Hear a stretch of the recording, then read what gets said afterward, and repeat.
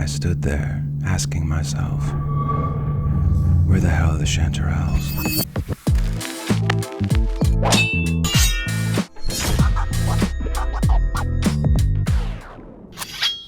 Hello, my name is Kristen Rummel, and I am the owner and pastry chef at Honeycomb Creamery. I'm challenging you, Ryan, to make a dessert with chanterelle mushrooms. I can't wait to see what you come up with. Hey everybody, welcome back to Key Ingredient, the show where every month a chef or subscriber gives me an ingredient to work with and I turn it into a dessert. This month's key ingredient is... So Kristen Rummel of Honeycomb Creamery in Cambridge, Massachusetts gave me this ingredient to work with and I kind of love it. Honeycomb Creamery does a lot of seasonal ice creams and their menu changes a lot, which I love. Now, as far as chanterelles go, this isn't my first dip into the mushroom kingdom. Back when I was running Arcana Creamery, I ran a limited run of The Last of Us ice cream, which is one of my favorite video games of all time, especially part 2, but not the show. Season 2 was butchered and I don't want to talk about it. And for that ice cream, I did a candy cat mushroom ice cream with a Parmesan cheesecake swirl and sumac dusted Parmesan crisps and a parsley and thyme brittle. It was so good and it sold out every time I had it on the menu, and I'm still kind of shocked that it worked. So I'd like to think that I can turn mushrooms into something delicious, regardless of whether or not it's sweet or savory. Granted, this is a very different flavor profile. Candy caps are more like mapley and chanterelles are more like fruity. I love mushrooms, and I think that anyone who says that they don't is lying. I mean, I can kind of understand if it's like a textural thing, but not really. But I love all mushrooms, and I tried foraging some for myself, even though I don't fully trust myself to know the difference between something edible and something poisonous. And I may or may not have done that. I also may or may not have brought those home, and I may or may not have tried those. Since it's the middle of winter, I wanted to create something that would look like Mr. Tumnus would serve in his cozy little hut, but I also wanted to give a throwback to Honeycomb Creamery. So I thought I'll do something that is kind of like an ice cream sundae, sort of. Me being in the Pacific Northwest, I kind of wanted to do like a winter forest floor type of thing. But I think it's safe to say that mushrooms are very polarizing and people either love them or hate them, which I totally understand. I mean, it's kind of like opera or The Last of Us 2 or like voice notes. But chanterelles, especially in winter, aren't really concerned about being liked. They're more worried about being found. I went looking for fungi, but winter doesn't give generously, it gives selectively, like many of my ex-boyfriends. The forest had a voice. It was loud in the way people get loud when they've told you the truth thrice and you didn't listen. It's too big, it won't fit. It won't fit. It won't fit. Chanterelles don't scream for attention. They don't glow. They don't promise enlightenment. They're just pretty in an unconventional way and want to be picked. Incidentally, that's also how I describe myself on all 6 dating apps that I have. The only way to find what I'm looking for is to order some off the internet.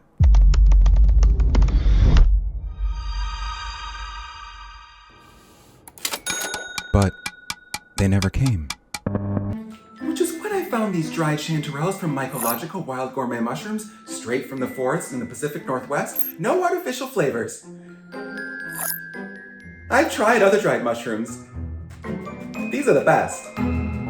So what I'm gonna do is I'm going to make a chanterelle panna cotta, and I'm gonna throw some juniper berry in there too to kind of like highlight that like forest flavor. And since I'm not testing anything, I'm just gonna make it and hope that it works, because that's what I've been doing, and I hope that I can nail it. I hope that the juniper doesn't overpower the chanterelle flavor. It might. So I'm gonna make the panna cotta in a dome mold, and I'm gonna hollow out a little cavity, and I'm gonna fill that with a marionberry compote.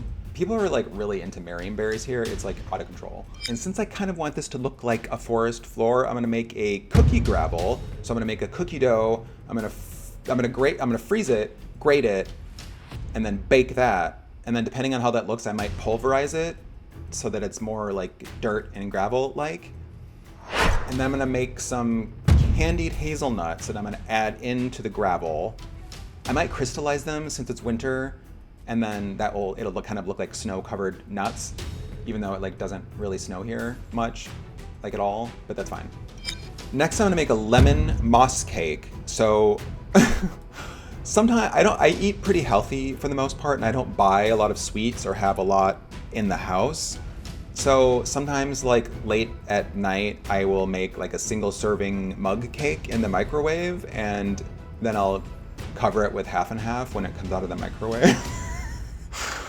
But making a mug cake is going to save me some time, and it's going to cut down on a lot of waste, and I won't have a lot of leftover cake, which is good. But I still need it to be green, and I can't stand, I know I talk about this a lot, but I can't stand food coloring. It drives me nuts. And like, especially like red velvet, like what are you talking about? Like that's not a flavor. Like, what are you talking about?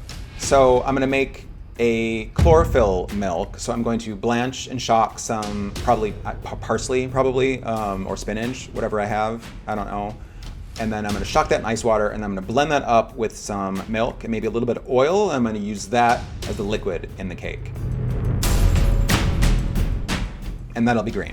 Then I'm gonna make some chocolate twigs. So I'm gonna temper some chocolate, and I'm gonna pipe that out to look like branches, and I'm gonna coat that with some chanterelle powder and cocoa powder. I'm also gonna make some waffle cone bark.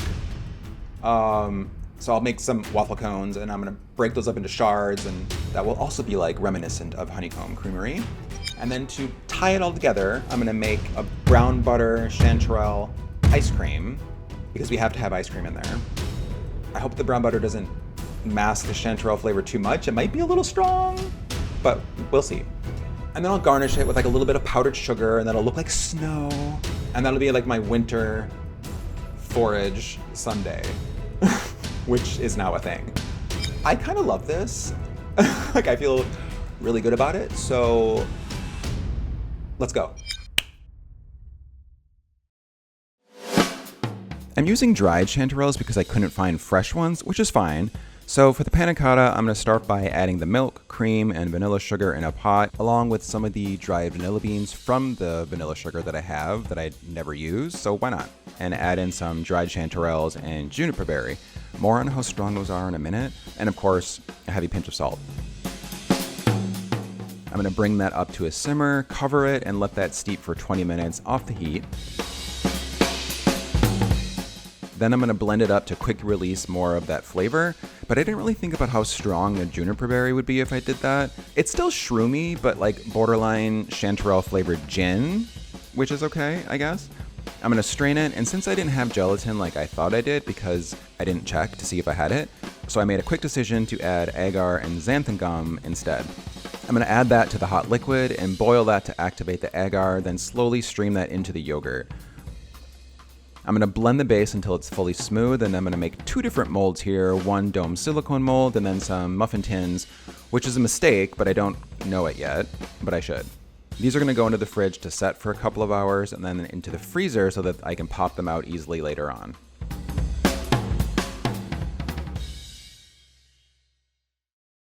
I'm going to brown the butter first and set that aside. Then I'm going to start the base with some cream, milk, white and brown sugar, and salt. Then I'm going to add in the chanterelles and let those steep. This process again to release more of the flavor. I'm going to strain that out and then temper that into the yolks and cook that to about 180, 185 Fahrenheit, and then blend in the brown butter.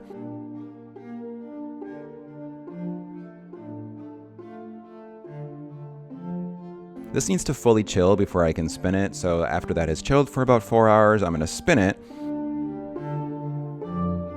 And while the brown butter flavor is really nice, it's definitely the shining star, with the chanterelle being like the co-star, which wasn't really my intention, but it's fine. I used my cookie dough recipe that I use when making cookie dough chunks that go into ice cream. I don't really remember why, but there's no egg, but it's still a standard creaming method recipe. So the butter and sugar, and then the cream and some barley malt syrup, then the dry ingredients go in after that. I'm gonna wrap it and make sure it knows who's in charge. Me.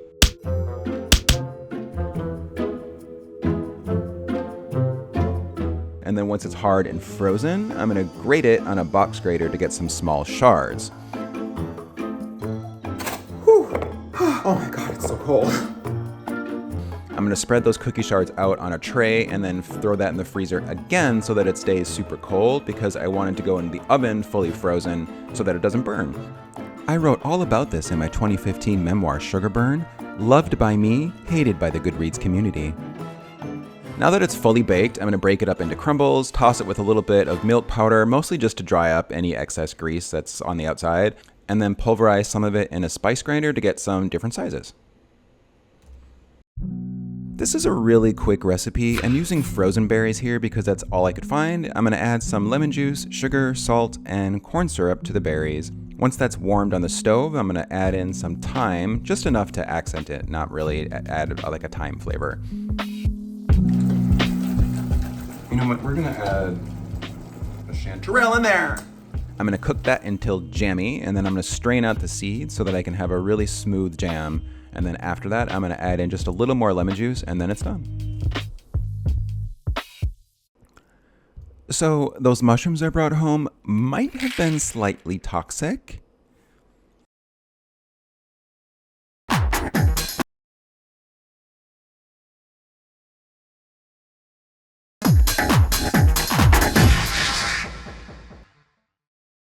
I roasted the nuts just to get them warm, and then I added some powdered sugar to coat. I made a sugar syrup, and once that got to the soft crack stage, I added in the nuts. Now, I've done this like dozens of times over the last decade, and I've never had this happen before, which is that they didn't crystallize, or like the French like to call it, droger. Maybe it was my thermometer, maybe it was the mystery mushroom, or maybe things just don't behave the way you expect them to sometimes. But I just decided to move on because I'm working on letting things go in therapy, so I just tossed them with a little bit of sugar. I've worked in kitchens where letting things go wasn't really an option. I used to work at a bakery where the owner didn't actually know how to bake. He'd make us stop whatever it was that we were doing so that we could take photos of him opening the oven and pretending to use it, because he didn't actually know how to use it. He mostly just sat in the office and shopped online, and sometimes he would yell to us when someone walked in, and I can still hear his voice. "Girls, you have a customer." The bakery's been closed for some time now, and I think the bank repossessed it, so it's comforting to know that I'm not the only one who's working on letting things go. Let's walk Buckley before we start the next component. To make the chlorophyll milk, I'm gonna blanch and shock some parsley. I'm gonna throw it in some boiling water for about 20 seconds, and then I'm gonna submerge it into some ice water to stop the cooking and lock in that bright green color. I'm gonna dry it off a little bit and then blend it up with some neutral oil, and I don't know why I used water here instead of milk, but I did. I'm gonna strain out the solids and just get the bright green liquid. The single serving cake is really simple. It's just flour, sugar, baking powder, and a little salt, and the chlorophyll milk, and then a little heavy cream in after that. 2 drops of lemon oil, and that gets put directly into a coffee mug, and that cooks in the microwave for exactly 1 minute. I dump that out and break it up into chunks, freeze it, and then thaw it in the fridge before I use it.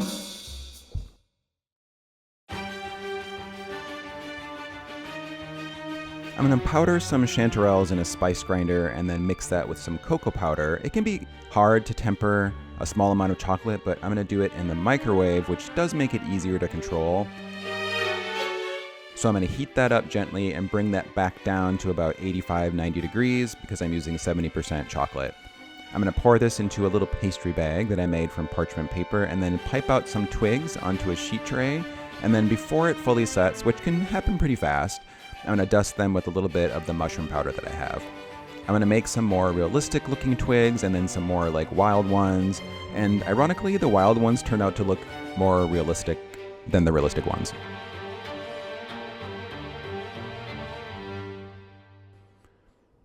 I'm just using one of my regular waffle cone recipes, and it's kind of like a thin cake batter, almost like a chiffon style cake, but not really, but mostly because I'm using egg whites, and those are just gonna get folded into the dry ingredients, and then the melted butter will get folded in after that. I'm gonna bust out that waffle cone maker that I haven't used in maybe 5 years or something. I did chill the batter and forgot to let it come to room temperature when I wanted to make the waffle cones, so it turned out to be more of like a solid ball, like a cookie dough, rather than a fluid batter, but it's fine. I made a few of those and then broke them up into shards.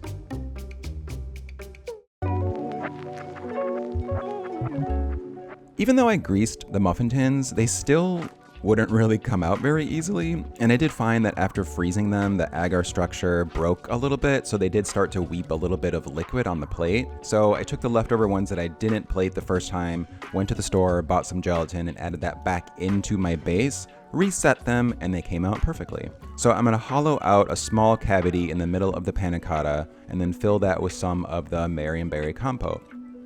Then add some of the cookie gravel across the top of the panna cotta, add in the candied hazelnuts. Next, I'm gonna add the waffle cone bark. I'm gonna do a group of 3 around the outside, then chunks of the lemon moss cake around the plate.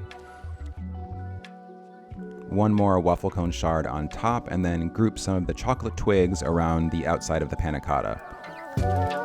Last goes a little quenelle of the brown butter chanterelle ice cream.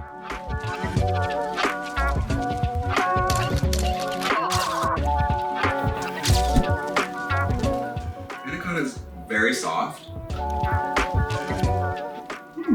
little heavy on the juniper. We'll cut back on that. Oddly, like very fruity. Good. It definitely needs more chanterelle though. Yeah, I'm with that. It's good. Yeah, ice cream is good. Thanks for watching episode 13 of Key Ingredient. Please leave a comment. It really does help me out. Do it now. Okay, thanks. Bye.